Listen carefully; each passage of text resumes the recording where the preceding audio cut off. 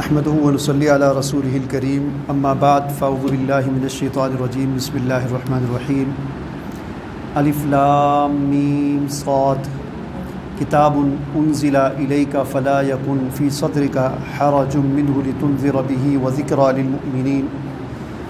اتبعوا ما انزل الیکم من ربکم ولا تتبعوا من دونه اولیاء قلیلا ما تذکرون صدق اللہ العلی العظیم اللهم صل على محمد وعلى آل محمد كما صليت على إبراهيم وعلى آل إبراهيم إنك حميد مجيد۔ سورہ اعراف یہ مکی صورت ہے، یعنی حضور نبی کریم صلی اللہ علیہ وسلم کی مکی زندگی میں یہ نازل ہوئی، اور اس سورہ مبارکہ کا زمانہ نزول حضور صلی اللہ علیہ وسلم کی مکی زندگی کا آخری دور ہے، یعنی آخری جو 3 سال تھے۔ جیسا کہ اس دن میں نے آپ کے سامنے مکی زندگی کے 4 ادوار بیان کیے تھے، ان میں سے جو چوتھا دور ہے یعنی نبوت کے 10ویں سال سے لے کر 13ویں سال تک، یہ جو 3 سال ہیں حضور کی زندگی کے، مکہ کے آخری 3 سال، یہ انتہائی سخت ترین سال تھے کہ جن میں مسلمانوں پر اور حضور نبی کریم صلی اللہ علیہ وسلم پر عرصہ حیات تنگ کر دیا گیا تھا۔ حضرت خدیجہ اور حضرت خدیجہ رضی اللہ تعالیٰ عنہ اور آپ کے چچا جو ابو طالب تھے، ان کا انتقال ہو گیا۔ یہی 2 آپ کے سب سے بڑے حمایتی تھے، جن کی وجہ سے کفار مخالفت تو حضور کی کر رہے تھے، لیکن کبھی یعنی فزیکل یعنی ان کو ہاتھ اٹھانے کی یا کوئی اس طرح کی چھیڑ خانی کرنے کی ان کو موقع نہیں ملتا تھا۔ لیکن ابو طالب کے انتقال کے بعد اب ان کو کھلی چھٹی مل گئی تھی حضور نبی کریم صلی اللہ علیہ وسلم کی ایسی مخالفت کی کہ جس میں آپ کو اذیت دینا اور یہاں تک کہ آپ صلی اللہ علیہ وسلم کو قتل کرنے اور شہید کرنے کے منصوبے بھی بنائے جا رہے تھے۔ تو ایسے حالات میں پھر اللہ تعالیٰ نے یہ سورہ اعراف نازل کی۔ اس سورہ اعراف میں کفار کو یہ تنبیہ کی گئی کہ پہلی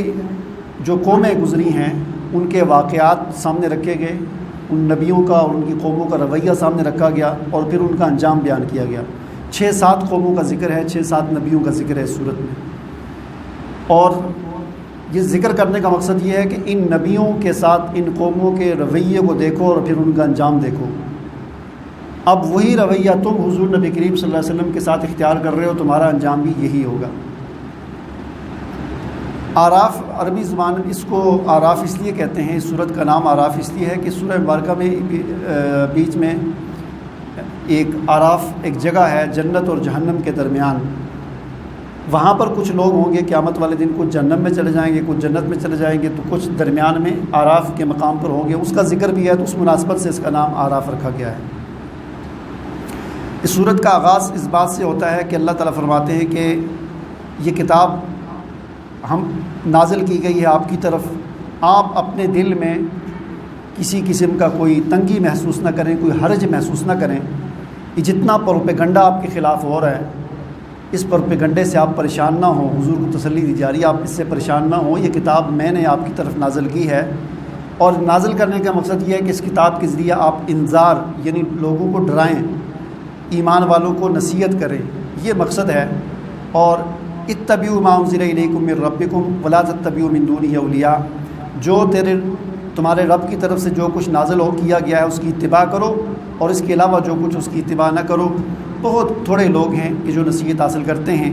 اور فرمایا کہ وَكَم مِّن قَرْيَةٍ أَهْلَكْنَاهَا فَجَاءَهَا بَأْسُنَا بَيَاتًا أَوْ هُمْ قَائِلُونَ، کتنی ہی بستیاں ایسی گزری ہیں کہ جن پر ہمارا عذاب رات کے وقت یا دوپہر کے وقت آیا اور ان کو نیست و نابود کر کے چھوڑ دیا۔ اور فرمایا کہ فَلَنَسْأَلَنَّ الَّذِينَ أُرْسِلَ إِلَيْهِمْ وَلَنَسْأَلَنَّ الْمُرْسَلِينَ، اور ایک دن ایسا آنے والا ہے کہ ہم رسولوں سے بھی سوال کریں گے اور ان لوگوں سے بھی سوال کریں گے جن کی طرف رسول بھیجے گئے ہیں، سب سے سوال ہوگا، سب سے حساب کتاب ہوگا۔ اور پھر فرمایا کہ وہاں پر جا کر اس دن اعمال کا وزن ہوگا، وَالْوَزْنُ يَوْمَئِذٍ الْحَقُّ فَمَنْ ثَقُلَتْ مَوَازِينُهُ فَأُولَٰئِكَ هُمُ الْمُفْلِحُونَ وَمَنْ خَفَّتْ مَوَازِينُهُ فَأُولَٰئِكَ الَّذِينَ خَسِرُوا أَنفُسَهُمْ، جس کے اچھے اعمال کا ترازو پلڑا بھاری ہو جائے گا تو کامیاب ہو جائیں گے، جس کا جو ہے برے اعمال کا پلڑا بھاری ہو جائے گا تو وہ ناکام اور خسران میں چلے جائیں گے۔